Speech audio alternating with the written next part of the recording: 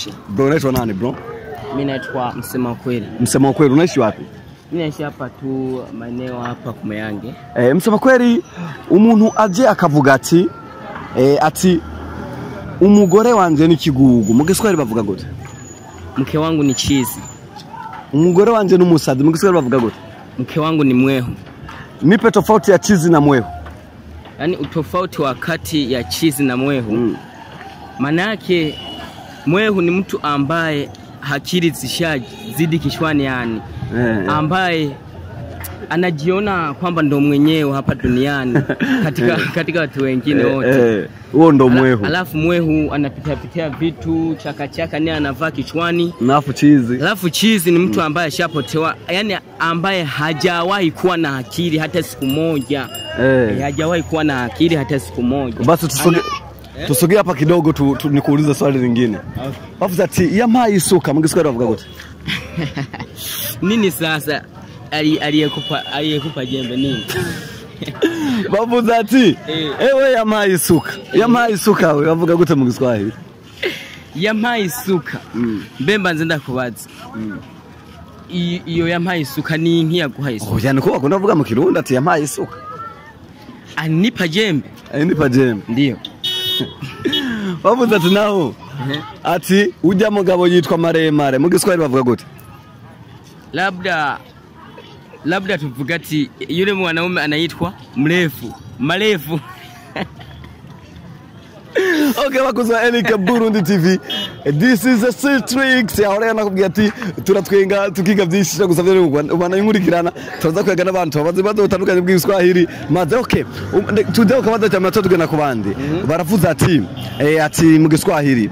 Bavuze ati nyamanza. Ati reka tugene mbona umenyamanza. Mu Kirundi bavuga gute? Iryo jambo libwirwa umuntu ari mu mwanya ahayarira ari kararira. Nyamanza baba bamuhojeje baba bamubwiye ati hora. Yule anafanana na nyamanza mu Kirundi. Anafanana na nyamanza. Basi nyamanza kwani inyamanza kwa Kiswahili inaitwa nyamanza?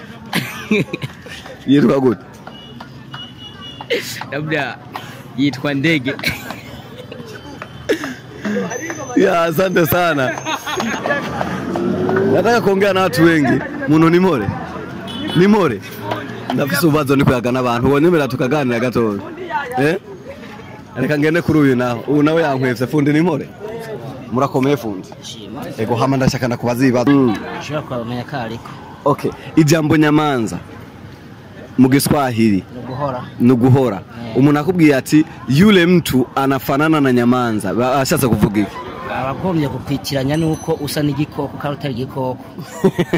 Nyoni cyangwa utari nyoni. Mufano ni nkuko bakubwiye tusa n'inkende nawe udasa n'inkende. Umuntu n'umuntu, inkende nayo n'inkende. Sawa murakoze cyane fundi. Yabakunzi wa Elike Burundi TV. Ni just kibudi kibudenga mnyamasiba from South intare y'umanuko. Ndi hano ku Muyange turiko turagara abantu batandukanye. Ubazo bwacu butwenza buryoshe. Ego. Je nifuza kumenya ntuze yanyu kinyamakuru cyane cyitwa ngo iki? Ni Elike Burundi TV. Elike Burundi TV Muyange Makamba ni Burundi bwose. Ego. Ugiye kuri YouTube cyangwa kuri Facebook ucibona ibiganiro bitandukanye. Murakoze cyane.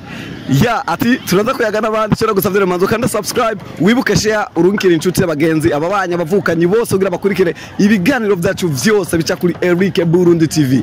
Ejo nabwiye rero kumana nanje umwanya ku mwanya. Sister ni more. Mwiko bana. Witwa nde? Timba amahego reka kwishinga ujya nta vyazi hari vyazi none ndi kwibaziza akabazo kamwe. Umuntu avuze yampaye isuka mu Giswahili bavuga gute? Ni kibazo badutumye ku ishuri yampaye isuka mu Giswahili. Basi bavuze ati mlima mu Kirundi ni gute? Indimo. Mlima ni ndimo. Ndazi ngani ndimo cyangwa n'umusozi. Okay, bavuze ati amazi arashuha nibagira ibumbe mu Giswahili bavuga gute? Nabyonze mu Giswahili. Aho ni maji yanachemka. Vuga heza no maji yanachemka. Sinzi nabyonze. Urakoze cyane hanje uzwanje. urakoze cyane iyo abakozi wa Erika TV Burundi ikiganiro cyacu gisanga kigarukiye ngaha ndakubwira ati nimutarakana subscribe kana subscribe dukomeze kuryoherwa dukomeze gutwenga dukomeze kuba tunezererwa turi kumwe twese ya Dichi Budenga mnyamasimbo from city from south imbere ya kamera behind the camera say my cameraman yamakuzana my image ameze neza turakunda cyane ati ciao